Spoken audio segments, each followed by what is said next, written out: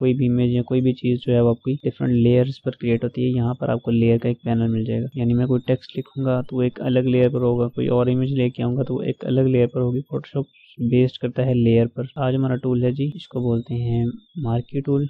Marquee tool में हमारे पास 2 option है, शॉर्टकट की इसकी M है। मार्की टूल काम आता है किसी भी शेप की या किसी भी इमेज की, किसी भी तस्वीर की सिलेक्शन लेने के, और सिलेक्शन जो है वो हम लेते हैं किसी एक स्पेसिफिक शेप के अंदर, रेक्टेंगल के अंदर, सर्कल के अंदर। तो इन शेप्स के अंदर अगर आपने सिलेक्शन लेनी है, मैंने अगर इस टैबलेट के ऊपर कोई इमेज लगाना है, मैं पहले इस टैबलेट का सिलेक्शन लूंगा। ये देखिए, ये मैंने सिलेक्शन ले ली इस टैबलेट की। सिलेक्शन लेने के बाद मेरे पास 2 ऑप्शन हैं, या तो मैं सिलेक्शन को यहाँ से खत्म कर दूँ और इसके पीछे कोई इमेज लगा दूँ, वो भी ठीक रहेगा। इसके अलावा मैं सिलेक्शन को उठाकर किसी दूसरे इमेज के ऊपर ले जाऊँ, वो भी ठीक रहेगा। वो थोड़ा सा कॉम्प्लेक्स हो जाएगा। मैं ऐसा करता हूँ, मैं इस इमेज को यहाँ से डिलीट कर देता हूँ। तो डिलीट करने के लिए अगर मैं इसको डिलीट का बटन प्रेस करूँ तो ये डिलीट नहीं करेगा। क्यों? क्योंकि ये बैकग्राउंड लेयर है और बैकग्राउंड लेयर के ऊपर आप कोई भी काम नहीं कर सकते। तो आपको पहले इसका लॉक खत्म करना होगा। लॉक खत्म करने के 2 तरीके हैं, या तो आप लॉक के ऊपर क्लिक कीजिए तो लॉक खत्म हो जाएगा, अदरवाइज आप यहाँ पर डबल क्लिक करेंगे तो ये आपसे न्यू लेयर का ऑप्शन मांगेगा, आपने ओके कर देना है। अब ये लेयर नॉर्मल लेयर में कन्वर्ट होगी। डिलीट का बटन दबाएंगे तो ये डिलीट हो जाएगा। ये देखिए, मैंने डिलीट का बटन दबाया तो इसने बैकग्राउंड डिलीट कर दी। अब मुझे करना था, मुझे इस टैबलेट के ऊपर कोई और तस्वीर शो करवानी थी। अब ये एरिया सेलेक्टेड है, इसको डीसेलेक्ट करने के लिए कंट्रोल डी प्रेस करेंगे तो ये डीसेलेक्ट हो जाएगा। सेलेक्ट हमने मार्की टूल से किया था, डीसेलेक्ट के लिए कंट्रोल डी करेंगे। अच्छा, ये इमेज खाली होगी, इसकी जगह मैं कोई और इमेज लगाऊंगा, वो देखिएगा।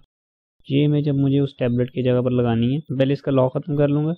अब इसको मैं उठा के उस टैबलेट वाली इमेज के ऊपर रख लूंगा।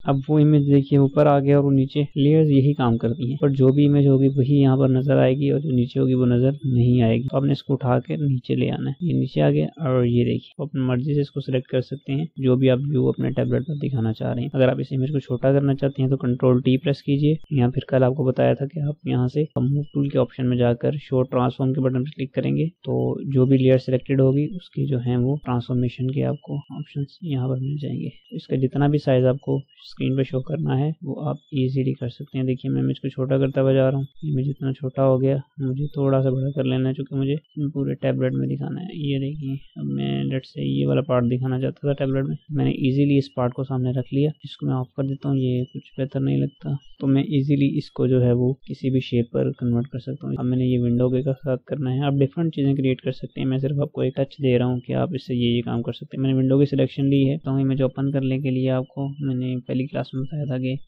ओपन के बटन पर जाना है। कोई भी इमेज अगर आपने अपने कंप्यूटर से फोटोशॉप के अंदर लेकर आनी है, यहाँ आप ओपन के ऊपर जा सकते हैं। ओपन का बटन प्रेस करके उस इमेज को यहाँ ला सकते हैं, या फिर आप अपनी कंप्यूटर की गैलरी में यहाँ से जाएंगे और यहाँ जाके ड्रैग एंड ड्रॉप कर लेंगे। अभी मुझे वो बेड वाला एक इमेज चाहिए, आई थिंक सो कि यही है जी, यही है। बेडरूम तो नहीं, एक रूम है। यहाँ पर अब मैं एक विंडो फिक्स करूंगा। अच्छा जी, ये वो जो इमेज था वो मैंने इंपोर्ट कर लिया अपने फोटोशॉप के अंदर। अब मैं ये वाला जो इमेज है, ये जो खिड़की है, इसको उठाकर उस रूम में लगाऊंगा, वो जो मैंने इमेज अभी लेके आया था। मूव टूल से मैंने उसको उठा लिया, यहाँ लग मैंने ड्रॉप कर दिया। मैं साइज छोटा कर लेता हूँ कंट्रोल टी से साइज छोटा करके मैं इसको यहाँ फिक्स कर दूंगा ताकि मुझे एक नेचुरल इफेक्ट देगा। ये देखिए, अगर आप चाहें तो बाहर वाला व्यू भी चेंज कर सकते हैं। वो कैसे? मूव टूल लेकर इसको जूम कर लीजिए, शॉर्टकट की है ऑल्ट और माउस का व्हील अप करेंगे तो ये हो जाएगा। मार्की टूल से सेंटर वाले जो हैं वो बटन गायब कर दीजिए, यानी ये जो है विंडोज, इनको ख़त्म कर दीजिए। और इसी तरह पीछे जो भी आप इफेक्ट क्रिएट करना चाहते हैं वो करके इसको लगा लीजिएगा। मैं जल्दी से इसको ख़त्म कर देता हूँ। मैं रफ से सिलेक्शन लूँगा। आप जो है इसकी सिलेक्शन लेंगे तो अच्छे से जूम करके लेंगे सिलेक्शन, ताकि कोई एक्स्ट्रा एरिया ना कटे। अच्छा जी, ये देखिए, मैंने विंडो के सेंटर से पार्ट रिमूव कर लिया। अब मैं इस विंडो के पीछे कोई और इमेज लगा सकता हूँ। लेट्स से मैं यहाँ से कोई इमेज देखता हूँ, यही लगा लेते हैं। अब ये मूव नहीं हो सकता जो कि ये बैकग्राउंड लेयर है, तो इसको नॉर्मल लेयर में कन्वर्ट करना होगा। हम इसे नॉर्मल लेयर में कन्वर्ट कर लेते हैं। यहाँ से मैं गया और यहाँ मैंने इसको मैं विंडो के नीचे रखूँगा, जो मुझे नीचे शो करना है। इसका मैं साइज़ छोटा कर लूँगा कंट्रोल टी प्रेस करके। यहाँ से ये देखिए कि इसका साइज़ मैंने कर लिया छोटा, और ये ले। अच्छा, जो एरिया बकिया आ रहा है उसको मैं अब रिमूव भी कर सकता हूँ मार्की टूल ही की मदद से। मार्की टूल लेंगे, ये लेयर सेलेक्ट करेंगे जिसको डिलीट करना है। मुझे इस लेयर का इतना पार्ट डिलीट कर देना है।